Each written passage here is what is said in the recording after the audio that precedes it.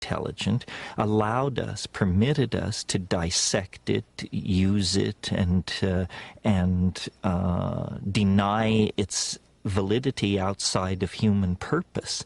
Now the consequences of living like that is coming back to haunt us. You know, we have almost destroyed our home. We have almost cut the earth from beneath our own feet.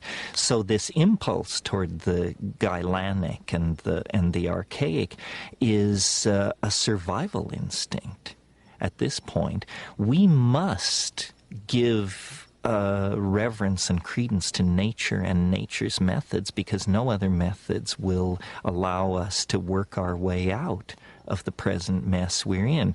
High temperature, high energy resource extraction, commodification, mega agriculture, we're at the end of the rope for these things.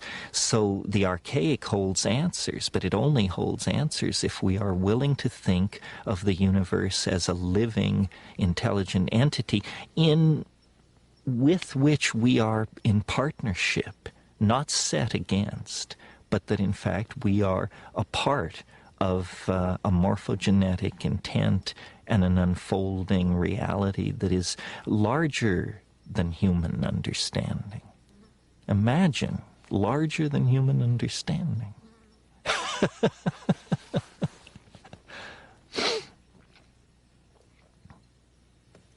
So the whole entire Milky Way galaxy is a being? Well, it's an organism, yes. And the galaxy is a kind of an organism. You can think of it as a fractal resonance with a cell.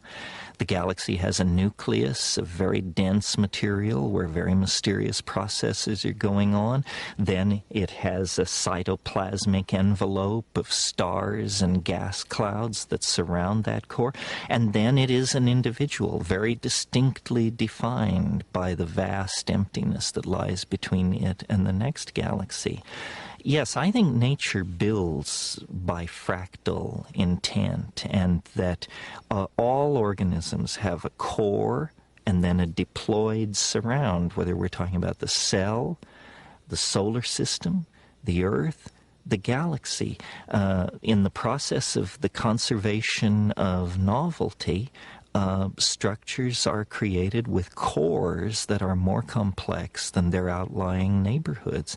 To my mind, a galaxy hanging in space is a picture of the time wave. Every star is a data point in an enormous computer simulation of the novelty wave. That's why it has that spiral structure. You know, scientists are very puzzled that the galaxies don't fly apart. They don't seem to have enough mass that their gravitation should hold them together. And there's been a lot of talk about dark matter or some missing factor.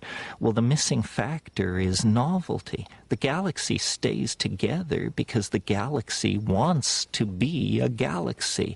In other words, it wants to hold on to the level of novel morphology that it has achieved. It has an actual appetite for expressing itself in that form. That's why the galaxies are spirals, and in a sense those spirals are very large pictures of the time wave, where we can at last see it not confused with its background or foreground. So everything organizes itself fractally, spirally, with a dense center in its spatial domain and a dense center in its temporal domain. We are like this. Galaxies are like this. Planets, stars, bird flocks, coral reefs. But in the case of the galaxy, it's particularly easy to observe the structure because the thing is so huge that its forces dominate and damp out other forces which might distort it.